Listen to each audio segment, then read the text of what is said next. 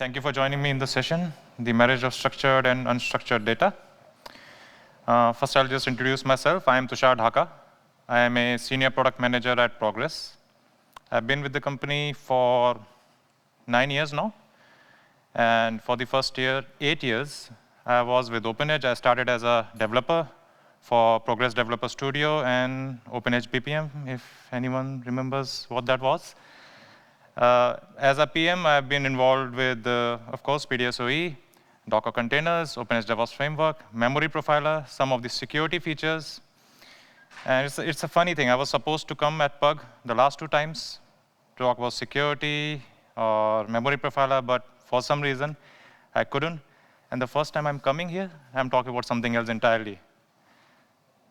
But I must say I'm more excited to talk about this than any of the previous topics.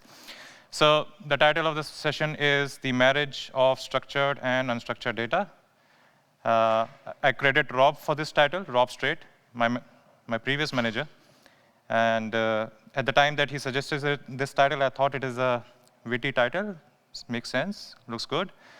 But the more I worked on this session, the more it became apparent to me how applicable this title is for the kind of problem we'll talk about.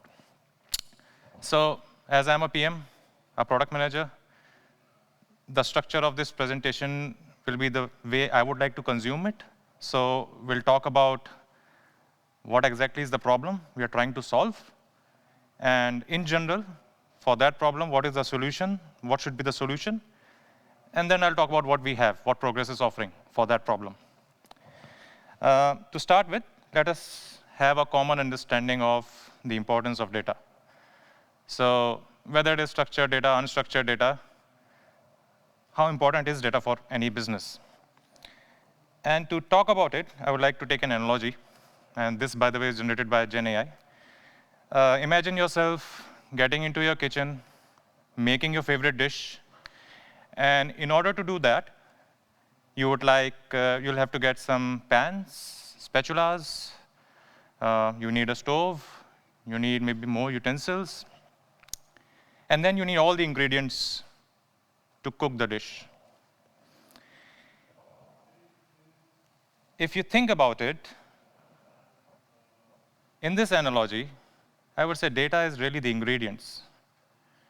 Because without ingredients, you can have a cookbook, a brilliant idea to run a business. But unless you have that data, you can't really deliver value. Unless you know what are my finances, what is my profit margin, what is the customer feedback, what is the state of my logistics, what is the state of my human resource, and so on, I cannot really make any value. And so in the kitchen, you can have all the utensils, stove, you can burn up the heat, but all you can do is just make some music, but not cook anything. And now let's talk about what is structured and unstructured data. John already mentioned, so it wouldn't be a surprise. 20% of the data in general is structured, which is anything that fits into a table, numbers, strings, date, etc. 80% is unstructured.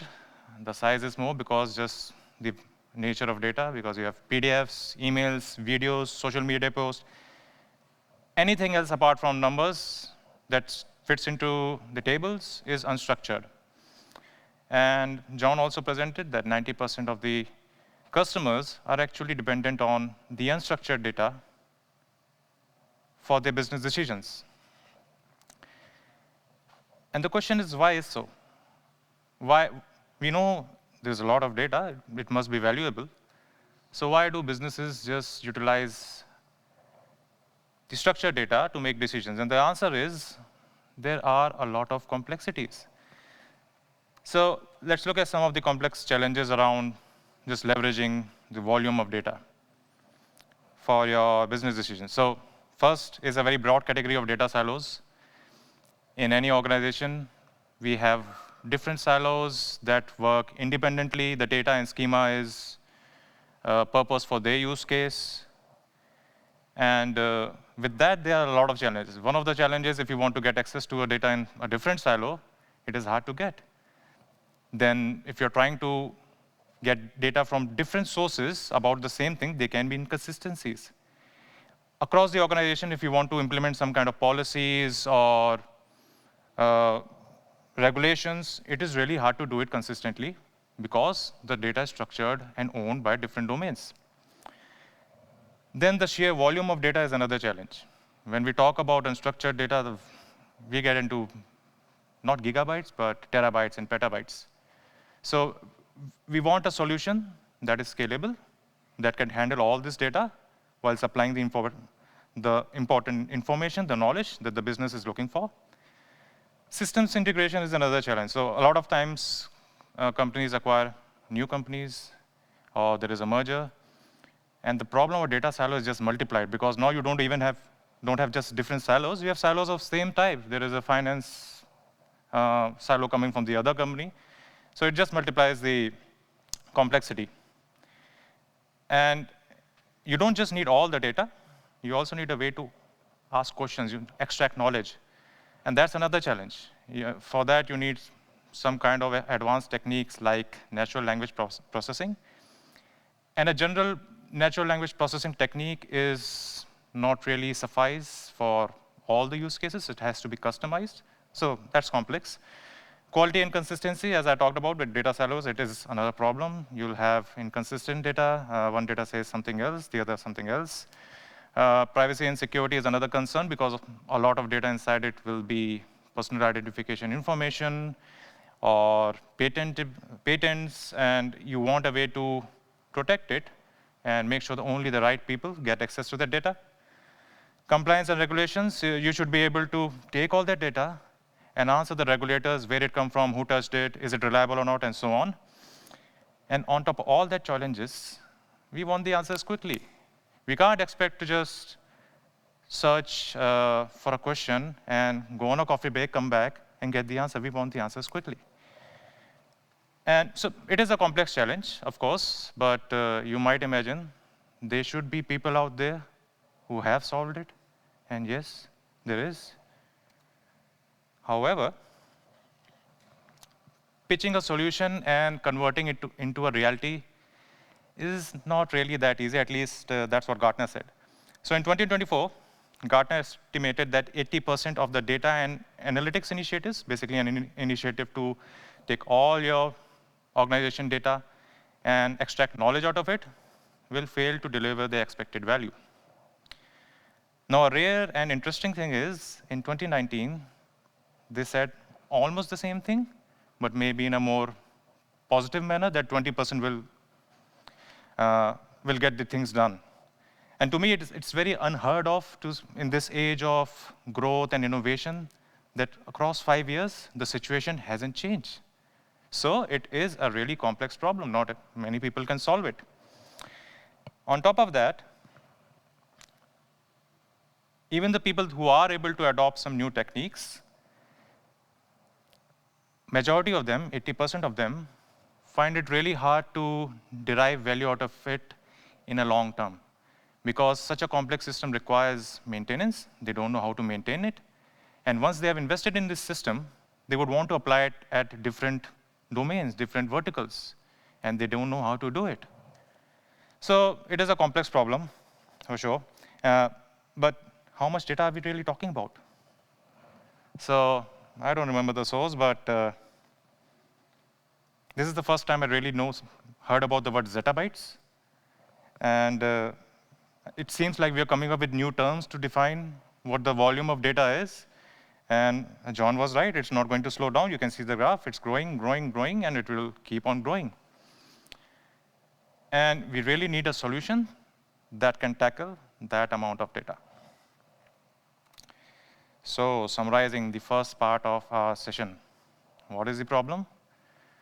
The problem is that operationalizing unstructured data by breaking down these silos while upholding reliability, security, availability, performance, making it maintainable at a manageable cost is extremely difficult.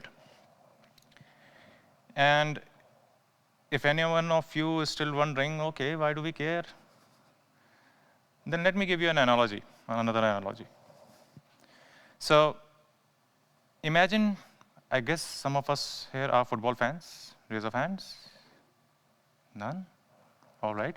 So imagine just yourself being a football fan, and a match happened, and you look at the score the next day, you see, okay, 1-1, boring match.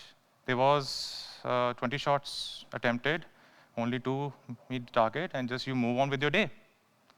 And compare that experience with watching that match live, where you know there were some close misses, there were some heartbreaks, the red card, the yellow card. It's not just numbers, it's an experience.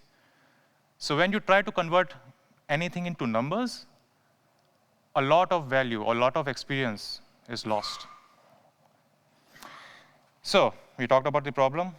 What do we think should be the solution? So at a high level, if we define success, success should be the ability to find answers that are hidden in this vast ocean of data. A very generic answer. We don't want to get into details how. We know there is a lot of data. We need answers. So find me the answers. That is a success. So how do we do it? First of all, we need to change the way we work with data. This is a slide that John showed, which basically tells traditionally and even currently, systems are designed according to systems need. The system are not designed across data. Different verticals identify their needs, and then they have their own data. With time, new systems comes up who requires that data, and we kind of with this mess, which grows even further, and we have a web. This is the fundamental problem that we need to solve before we can try to do anything. So first thing is we need to change our approach from an application-centric approach to a data-centric approach, so that data from all the sources comes in a single place, but you still have huge amount of data. So the next step would be, we want to take this data and over time add some meaning to it, add some metadata to it, add some context to it, then identify some relationships between the data. You have a customer data, you have the sales data, you know a customer is going away, but now you see the connection. They had 20 outstanding support tickets that were not addressed. Over time, you want to even have deeper patterns that gives you insight. And eventually, like some of us here, because there is a young population, we want the system to have wisdom, which means it should understand the history and also take into account the current data to help empower business decisions. So at a high level, a reasonable expectation. So third part of our session, this will be the longest. What is it that Progress is offering? So you have seen something that John presented. I'll just dive a little deep into it, not too deep. I'm not that knowledgeable so far. It's a very complex product. But there are parts to this solution. The first part is Marklogic, and the value statement for Marklogic is, Marklogic helps organization unlock value from complex data by operationalizing their digital assets. So what is Marklogic Server? So Marklogic, by the way, was the company, but the product is Marklogic Server. So Marklogic Server is a multi-model database, a new SQL database. It means it is a data store where you can put all kinds of data, including relational data, your geospatial data, semantics data, and so on. It is also a high-performance search engine. Think of it like Google search, where you can search across all the documents you have of your organization. And the way it does the search is by a multitude of indexes. So you can expect to write complex queries, and get answers within a fraction of a second. There is another dimension to the way it searches. So far, till now, whatever product we have out there, the release we have out there, the search is based on text matching. That's how even Google search works. But with the growth of generative AI, we added another dimension to the way you can search for data. So are you aware of vector search, vector data? So basically what it does is, I think ChatGPT uses the same. It creates a vector for all your documents. And so when you're searching across these documents, it is not necessarily matching just the terms, but similarity based on a cosine function that creates this vector data. So Marklogic server also now supports, or it will support in the next release, searching through documents using this vector data. It is also an integration hub. It means it is a place where all your system's data can come inside, and it can curate where the data can be curated and modeled, and it can then supply to the downstream systems. It also has a bunch of development tools so that you can import data, work with data, visualize data, and so on. But there's more. Marklogic server is also an application server. It means not only it has a data store, you can even write logic at the server level. It is also 100% ACID compliant database. It is a transactional and analytical database. It is highly available. It supports both failover and disaster recovery. It supports your auditing and compliance needs, because as soon as you insert data into the Marklogic database, from that time onwards, not only you can apply authentication or accessibility around on data at the data point, who can access and who cannot, but you also track what happens to the data throughout its lifetime in the server. So if someone wants to answer a question, where the data came from, who changed it, who accessed it, you will have that answers. It provides government-grade security. Basically, we have a lot of defense and government agencies as customer, which is a testament to the security of the product. It has semantic graph capability, so it is not only a database for all kinds of documents, but also it is also RDF triple store. So I won't blame you if you don't know what it is. Even I didn't know it. So it is a standard way to store relationships between data. It basically has 3 parts: predicate, subject, and a relation. So basically, it is a graph database, but not exactly a graph database. The way it represents or can be used as a graph is through triples by creating relationships. It is highly scalable. So as far as I know, the largest deployment that Marklogic currently supports is in petabytes, 5 petabytes, around that. So you can have your data spread across hundreds of nodes, carrying millions of documents in petabytes of data, and still search through it in a fraction of a second. In fact, it can process tens of thousands of transactions within a second in such a scalable and big setup. And you have the option of flexible deployment. You can deploy on-premise, you can deploy on cloud, private, public, or you can use the service provided by Now Progress to host your data on cloud. So how does it work? So let's see how does it really work. So one of the benefits or the key aspect of Marklogic is, I'll talk about it. So the way it works is you identify all your different systems, the database, relational database, mainframe system, file system, all the sources, everything with different schema. And you want to put your data as is. So getting started with Marklogic is really easy in that sense. Unlike any kind of data project you might have been involved with the relational database, where you have to first figure out the schema, work through it, test it before you can even put a single piece of data in it. You can put all your data as is into the Marklogic server, and over time, curate it, harmonize it. So what it means is, for example, you got data from 2 different sources, and as an example, in one source you have account name, which talks about a customer, and in a different system it is a customer name. Or one system talks about zip code, the other system talks about pin code. So you identify these patterns, and you use an envelope pattern to basically say, like, all these things are both of them means the same thing. And so eventually, over time, you are able to get a consistent view, a consistent result from data, which search through all these different sources and give you the answers. The next part of the solution, I think, which is another excellent thing which was missing in Marklogic so far, is progress semaphore. So the value statement is it create and manage metadata to transform data into meaningful, actionable knowledge. I would admit that not too long ago, metadata didn't mean a lot to me. I thought metadata, what? Date created, file size, what is it? But metadata is really important. It's not just data about data. It's really important data about data. You want to know what's there in the document without even going through the 100 pages of content. And that's the value of Semaphore. And to talk about what it is, I'll have to talk about what it does. So in Semaphore, you start by creating a model.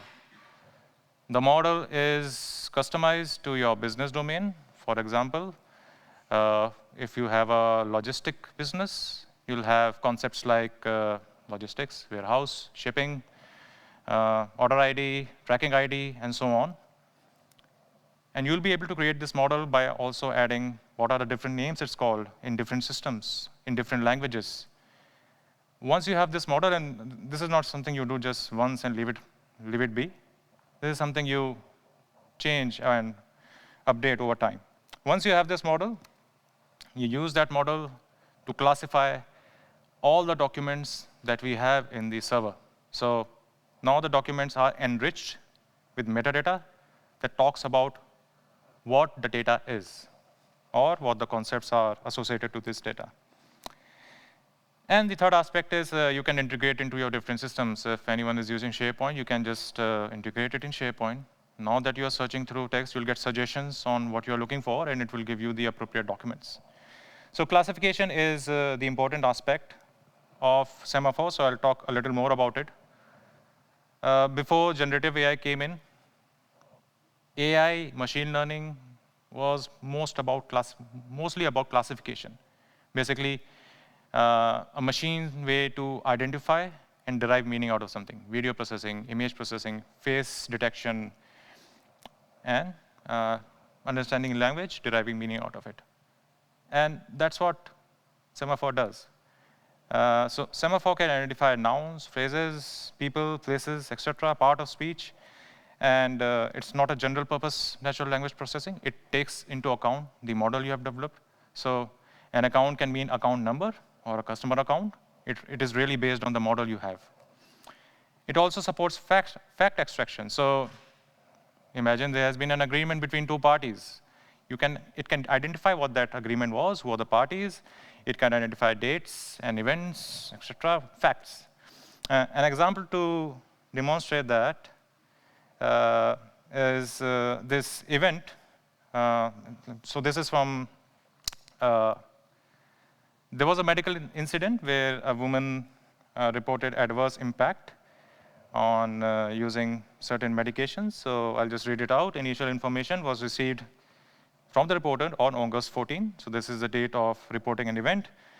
A report of serious adverse event from reporter regarding a 73-year-old woman, white female, who experienced a 5-minute blackout, which is basically the adverse event, on August 10. So there are 2 dates. While taking this medicine, full night, 50 mg full night prior to bed for mild insomnia, and 10 mg Nasin before breakfast for the treatment of migraines. So for a doctor, and this is just a small text, when he's looking at patients and going through 100 patients a day, going through this is not only tiresome, it's error-prone. So what you get is a summarized version, and it can be a lengthy two-page text. You can get a summarized version of who the patient is, what the treatment she is already undergoing, which is expressed in a generic term, which is more familiar with the hospital. Same with the medicine. So in medical industry, this is more common that you have the same medicine with different names coming from different vendors. So it just generates that the right name, which is more familiar to the doctor. All right, so that's the second part of the solution. We did talk about AI, but we talk about the classification aspect of AI. And I don't think many sessions can go today without talking about the generative AI. And for this problem, generative AI makes even much more sense. So we want to leverage generative AI, but there are a lot of concerns with generative AI. John already talked about it, but I'll just briefly go through it. So you have hallucinations. Basically, you cannot always trust the answers coming from Gen AI. There is data bias based on what data the model, the large language model is trained on. There can be bias. There is no way to include a human in between who can make sense of data or just try to course correct on the answers. There's data cutoff, so the model is trained on a specific date. Anything beyond that is not considered in answering any of these things. There's lack of explainability. You just get an answer, you don't know how. You can ask for sources, sometimes those sources are not valid. John showed that. And the robustness, sometimes it just struggles with certain kind of inputs. Have you seen the image with 6 fingers, 7 fingers? Anyone generated it? It's so weird with fingers. So our solution to enable you to use large language model or Gen AI in your organization, the right way is through retrieval augment generation. John showed it, but I'll just walk you through some steps. The way it starts is you have a knowledge expert who will first create a model that is appropriate for your business domain. You'll ingest all your data, all your private data into the Marklogic server. Then you use this knowledge model to classify the documents, to add tags or metadata to the documents to enrich it. And so when now a question is asked from a user, first, Semaphore processes it and derives concepts out of it to identify what exactly is the domain or what is actually the concept the question relates to. It then expands the query, adding that concept, and sends it to Marklogic so that the response in getting the documents is not only quick, but a lot more accurate. Then it adds that to the question, and then it gives it to Gen AI. So now Gen AI doesn't only have its trained model, it kind of also has an open book that we gave him to provide the answers. So using all of this, Gen AI is able to give you the answer with the sources, and you can trust what you have is reliable. You can track the sources, so you know how things are. The explainability aspect that was missing is there with our solution of RAG. All right. So all this is good solution. I'm impressed. I was impressed, that's why I'm in this product. But by solving all this, we created another problem. We gave you access to a lot of data, but you don't really know how to use it. How the dimension of data has changed, and there are no good analytics tool that can leverage this data and show you what it does, what it is. So this next one is fresh out of the box. We had the first release a couple of months back, I guess. So Marklogic Fast Track, it's a React UI toolkit that is used to build high-performance analytics applications that can visualize your data that is stored in your Marklogic database. So what's inside it? Customizable UI components. It has search capabilities. There are facets. You have seen John, few demos from John. All of that is built using Marklogic, where you can apply filters. You can interact directly with the database. So there is no, it's a first-class citizen. You don't need to find solutions that I now have a visualization tool, and I need a way to get the data. It is a first-class citizen. It directly fetches data from Marklogic server. And there are some sample apps to get you started. So what it does for you is it gives you a way to search through that data, including using the custom filters. You can see this data with their relationships through networks. You can see the data in different through different visualizations, including graphical, the geographs, and timelines and events. And the value it brings is that you can see you don't really have all your data with the context in your store. You can actually see it in context. You can discover the things that were previously unknown. And ultimately, it will illuminate the direction that your decision makers take, because now they have access to a whole new level of data. So back to the title, I wanted to circle back to it. I said it was a witty title, but going through this exercise, I realized how appropriate this is. So I guess some of you are married, and whoever is married, they know that marriage is not easy. I mean, I think about sometimes I was not married, I'll just go to home, do what I want, or not do anything. I can lie around in my pajamas. I'll stay home the entire weekend, don't go anywhere, watch TV. It is easy. Marriage is hard. You need to make compromises, especially at the start. It is difficult. But in the long run, you are able to experience things that you wouldn't experience otherwise. You know more about people, life, than you would have known earlier. And probably in the long run, you're less lonely, to be honest. Similarly, working with just the structured data is easy. We are getting answers. It's OK. We are missing out on something. How does it matter? And to be honest, it is complex to get started. But if you are really running the business, and we know how data is growing, if you're not leveraging that, if you're not taking that pain today, then you'll not only miss out on experiences, but you'll also run out of business. So our solution, Progress Data Platform, is basically taking all of that and some more things that I didn't talk about. Progress Data Platform is Progress's way to solve the problem. And we are not just trying to give you the tools. Here you go. Put all your data here. Here you go. Apply your knowledge and visualize it using this tool. But we are helping you do it from end to end. We are taking all your sources. We are orchestrating it, connecting it. And all these different pieces I didn't talk about, we own a lot of it. It is nothing new for Marklogic. They have been doing this for a lot of customers, individually for different customers going to their site in different ways.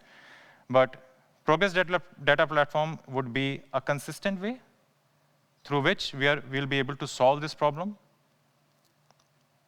by covering all the aspects of this whole life cycle of data. All right. So I talked about the solution looks good, but you would remember 80% projects fail. So how do we know if this will work? So first of all, Marklogic and Semaphore, both these products have 20 years of experience delivering many solutions, many happy customers. Semaphore, in fact, is a recognized industry leader in the metadata management space for 4 years straight. So it talks about both the product in terms of its features, in terms of how customers are satisfied with it. And for the last 4 years, nobody has dethroned Semaphore. Marklogic server is also a notable player in the multi-model database. It got the Data Breakthrough Award from Data Breakthrough Awards for NoSQL Solution of the Year in 2024. It was mentioned in Gartner's publications on hype cycles for data analytics, governance, data management, and ERP. It was featured as one of the vendors in Forrester's the Transanalytical Data Platform Landscape, which is both transactional and analytical. And in 2022, Marklogic was also appeared in the Magic Quadrant by Gartner as a visionary. So it is a tested and recognized solution. We have solutions that are deployed across different industries, and we have solutions that addresses different kind of needs of the market, including analytics, customer experience, regulatory compliance, process automation, and so on. Now, John kind of killed some of my thunder here, but I'll go through at least one demonstration. So what we have here is a sports 2020 data. So it's kind of a dashboard of logistics where you have these orders, 6 to 926 are shipped, 1 is pending, There are orders that are placed but not shipped. There are some customer support calls. We have revenue. Now, you are able to search through all these products by just writing the name or even a partial name of what you're looking for. So if you search for golf, it'll just filter everything else and give you the other products on golf. So you have golf clubs, and it also specifies what the source of the data is. You can click there and go to the OpenEdge database and see what it is. Now, with this solution, taking data from all the sources, you can navigate through the customer support calls, see what is it exactly about. If there was a customer call, where is the problem? Is it in the warehouse? Is it in the logistics? So you get this holistic view of everything around an order in one place, which speeds up the process of diagnosing any problem. All right, so this second demo, yeah, John already showed that. What else I can tell you about it is this utilizes Fast Track. This is a UI tool through which you can visualize the data coming from these different sources really quickly. It helps you develop it fast.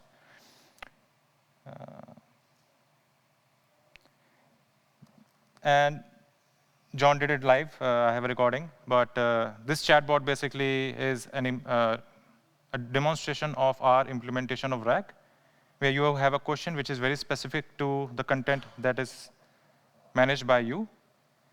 And you get the answer, taking the internal content into picture, providing you the source, so you know where it came from, so on. So if you go to progress.com and success stories, you'll find a lot of customer success stories, not only about OpenEdge, but Marklogic and Semaphore. And I suggest you do that. But I'll just go through a couple of them. Both of them are published on the website. So we had this one customer, a $1 billion manufacturer, who was dealing with a data explosion problem.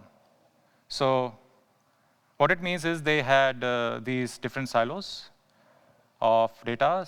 So with time, with organic growth, product growth, and even acquisition, they grew big.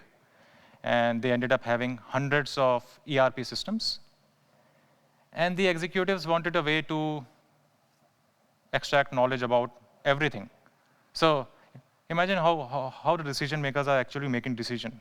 They cannot just read the reports from Gartner research and just decide what to do. They need to know what is happening with their product.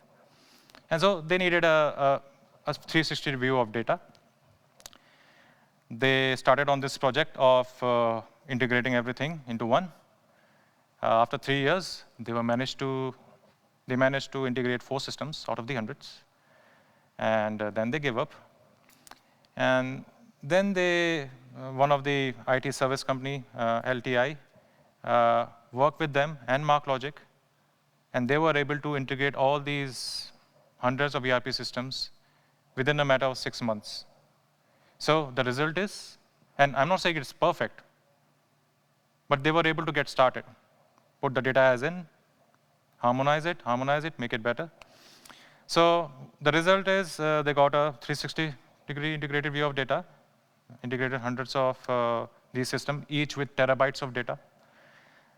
They have better data governance. They now know more about data, where it came from, who has access to it. They can even control access to the data, even at a granular level. If you can have a large document, and there can be parts of it that are, let's say, PII, and you can apply that protection within the document. It's not like just that the entire document is either accessible or not. It can be applied at parts of data. This is also future-proofed infrastructure, because we also saw another Gartner research data point that a lot of these systems, over time, they are hard to maintain. This isn't. So the Marklogic's ability to support multiple schema means that tomorrow, if you acquire another company, you end up having 10 more systems. You can just plug them in. You don't have to go through that crucial or gruesome exercise to again pull that data into the central store. So ultimately, the benefit was they had a single platform with a very simple architecture. that minimized errors, cost, inconsistencies, and potentially risk. And the business executives were able to make decisions based on this reliable data. I'll talk about another example. So this is from our logistics industry. So we had a customer who want a logistics service-based company who wanted to utilize their experience in the industry to support even more number of customers. And what they needed was a way to take data from all the different sources. So think about the challenge of logistics company. They are working with hundreds of clients, and on one side. And on the other side, they are working with trucking company, warehousing, carriers, brokers, etc. And not just unique one or two, they have thousands of these. Each of them have their own systems with their own schemas, with their own languages. And what they wanted was a way to take all of that and make sense of it. So they used Marklogic and Semaphore. Using that, they were not even only able to take data from all these systems, but they were able to harmonize it in a way that it makes sense. For like, they might be same things coming from different systems, which are referred in a different way. By defining the concepts, the right concepts, they were able to take it in and use it synchronously. So the result was they were able to serve their clients better. The clients know where exactly their shipment was. And with all that data coming in, they can also predict if a shipment could get late because a lot of orders are piled up and so on. So the value for the customer was not only they were able to serve a lot of their clients, they could grow their business, they can add more clients, they can reduce operational risk by providing knowledge beforehand around what to expect. So you can imagine the customer support calls are getting reduced because now you're giving alerts to your clients that because of so and so reason, your shipment will be running late. And that's basically about it. So there are more ways to learn about Marklogic and Semaphore. You can go to the Progress website. You can reach out to your account manager. You can email me, Tushar Dhaka, tdhaka@progress.com. And as I said, please go through some of the customer stories that you find on the website. You must have seen that. Scan it, see what it is. And that's it. Any questions? Well, where is all the data stored? Is it in a managed cloud environment or on-prem? It's up to you. So the data can be stored on-prem if you want to have an on-premise setup. It can be stored on a public cloud. And it can also be stored in a cloud that is managed by us. We also offer it as a SaaS offering.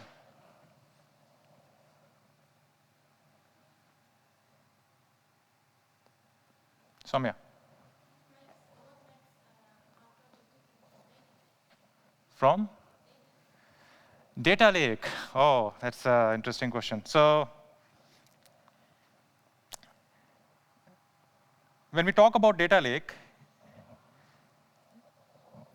is just a way to dump all your data in a single place. So I won't even go into the second part of the solution where we are utilizing Semaphore, so we are enriching because that's the entire value.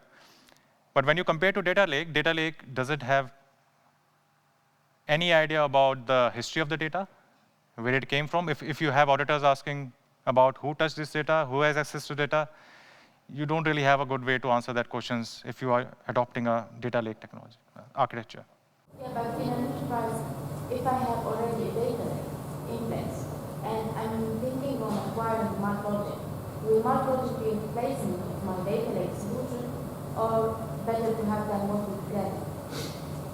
Well, I believe Marklogic would be a replacement because you would want to keep all your data in Marklogic because that will be the central point of storage that gives information to all the downstream systems. You want to take that, Matthew?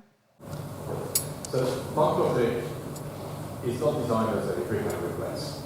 So if you've already got an operation data lake before you use, what you can do is deploy Marklogic for Semaphore on the side to provide a map of your data. I think the really big difference between a standalone data lake and what Tushar is presenting today is the level of maturity of metadata management. So your data lake can be a collection of assets, collection of roles, who you understand.